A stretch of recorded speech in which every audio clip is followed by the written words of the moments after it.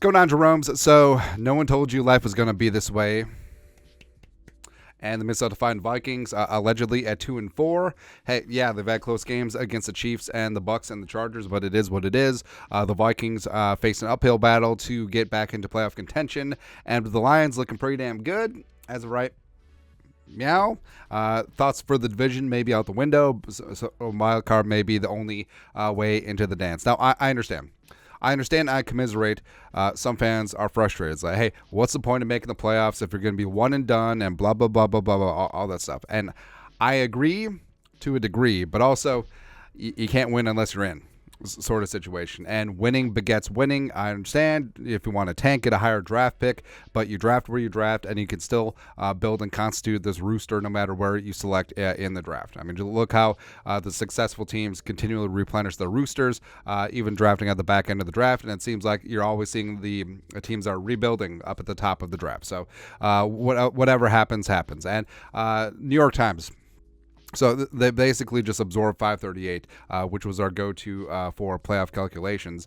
Looking through the Vikings, they are currently at 29% to make the playoffs, a 5% chance to win the division, less than 1% chance of a first-round bye, as well as 1% chance of winning the Super Bowl. What's interesting is that the chances of winning a Super Bowl is better than getting that first-round bye. Because, again, once you're in the dance, you do have a chance. And the Lions are currently at 97% to make the dance, 91% to win the division. And the rest of the division distribution is 4% for the Packers, which it's kind of interesting and kind of telling of how the analytics do see the Packers, because even though they are ahead by half a game at 2-3 versus 2-4, because they had their bye this week, but they still lost, just in life. The Vikings do have a better chance to win the division, so that's interesting there. Maybe it's because the Packers have already been shellacked once by the Lions, and I'm sure that's what the factor is. And the Vikings are 1-0 in the division, still have 2 games against the Lions. That's I'm sure what it is. But looking around, the Niners have a 94% chance of winning their division, which is hilarious, which I love it, man. Eagles look to be top dog in the NFC East. Chiefs are the Chiefs. This does not factor in Monday Night Football, which I'm watching right now, but that doesn't really affect the Vikings too much, aside from the Cowboys. But, yeah, the Vikings... You look around the NFC right now. If the Cowboys do pull it off, they'll be 4-2. If they don't, they'll be 3-3. That's sort of whatever and immaterial at this point. A lot of season left, but the Vikings, they gotta start taking care of business. And after the Niners game, whatever happens, there happens. Like we pointed out, 8-14, 6 very winnable games where the Vikings should either be favored or probably at 3-point dog at maximum. So the Vikings, frankly, should be making some hay in that spot, and potentially getting Justin freaking Jefferson back for the Saints game week 10, as well as Marcus Davenport going on injured reserve. Maybe he'll be back after the bye, so the Vikings could get this late surge. And again, what's frustrating about this team is that they easily should have won the Bucs game, but they fumbled it away. They should have won the Eagles game, and the Eagles are still the cat's ass right now, but they fumbled it away. Should have beat the Chargers, except Hawkinson both fumbled as well as deflected it away at the end. And then the Chiefs game, the Vikings had the Chiefs game. That's what frustrates me the most, is that the Vikings can clang and bang with the best in the league, and sometimes they play down to the worst in the league as well, as evidence from the Bucs, Panthers, and the Bears game. But the Vikings, if they get their ish together, and Kirk Cousins can deal. Justin Jefferson getting back. Hawkinson, if he gets his head out of his ass, is a top 3 tight end. And Flores and this defense can manufacture a pass rush, and Daniil is still one of the best in the game. It's a passer and get the passer league, and the Vikings can do both.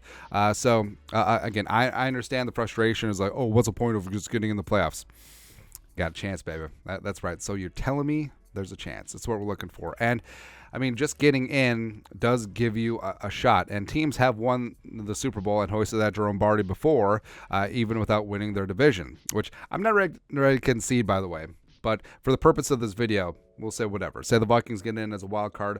There have been 7 wild card teams who have won the Super Bowl. Now, you do have to factor in that some of these Super Bowls were when there was only 3 divisions in each conference before realignment, when the Texans came in 2002.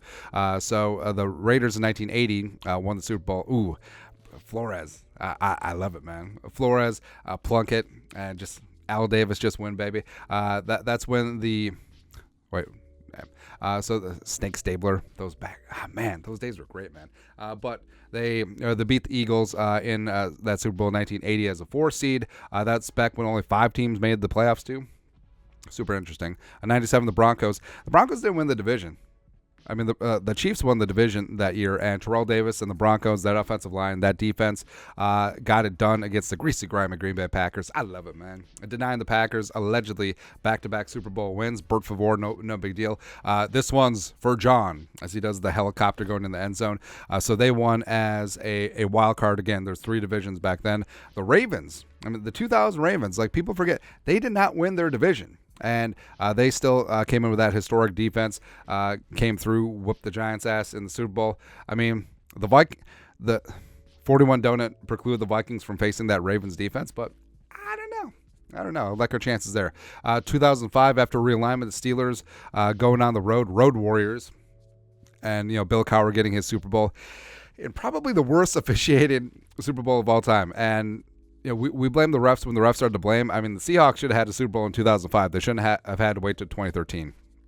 But there you go. But that was the first 6 seed to win the Super Bowl. 2007 Giants were the 5 seed when they made that historic run with Eli taking out the perfect Patriots. And then 2010, some team allegedly got in as a 6 seed and won the Super Bowl, sure. And then the 2020 Bucks. Yeah, the Tom Brady Bucks, when they won the Super Bowl, they did not win the division. The Saints did. But they were the 5 seed and ran the table and got things done. So, again, things right now is like ooh, well, they could be one and done, sure. But the Vikings are getting off the mat. And, again, people are frustrated because the Vikings haven't had a blowout win. Where's their blowout loss? They've been in every single game, and frankly, they've beaten themselves in every single one of their 4 losses. So the Vikings get their ish together. Frankly, I think the Vikings could and should beat the Niners.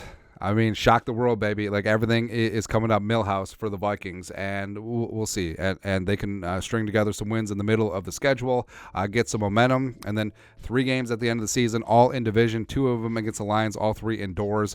Certainly does go in the Vikings' favor as well, but I guess we'll see. We'll see what happens, man.